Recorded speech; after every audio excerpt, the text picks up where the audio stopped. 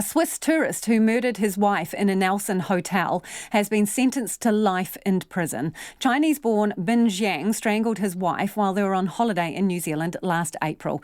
At his sentencing today, Justice Jan-Marie Doogue said she'd been struck by Jiang's lack of remorse and sentenced him to a minimum of 10 years behind bars.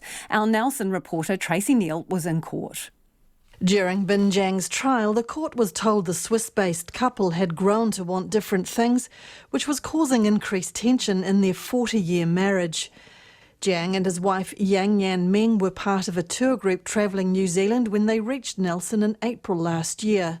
Late at night, a violent struggle took place in their hotel room, which other guests said they could hear. Justice Doogue said the reason why is now apparent. In or around September 2017, you began messaging an old classmate in China. You were in love and having an emotional affair with her. Ms. Meng found out about the messages on your phone between you and your former classmate.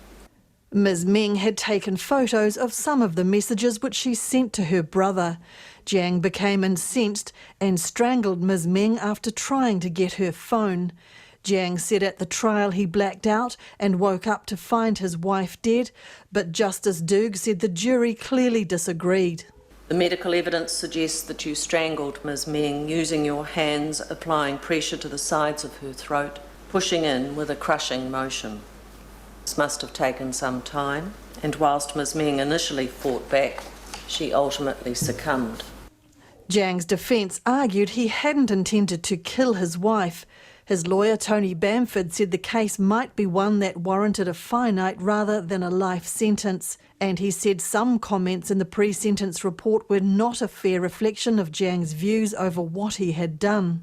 He accepts that he has to be sentenced. He accepts that he is responsible for the death. He accepts that he has to be held to account. And those are issues he has not attempted to shy away from. But prosecutor Sefton Ravel said the court shouldn't take a merciful approach to the case just because Jiang was foreign. New Zealand has a responsibility as a global citizen to uphold its rule of law, uphold the sanctity of life and standards and processes of justice.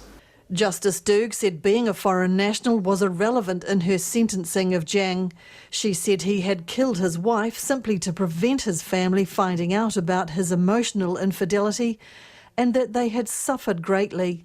Mr. Jiang, the act of killing Ms. Meng was an entirely selfish one. In my view, there are no circumstances that would make it manifestly unjust for you to serve life imprisonment. That is therefore the sentence I will impose. The life sentence carried a minimum prison term of 10 years. In Nelson for Checkpoint, Tracy Neal.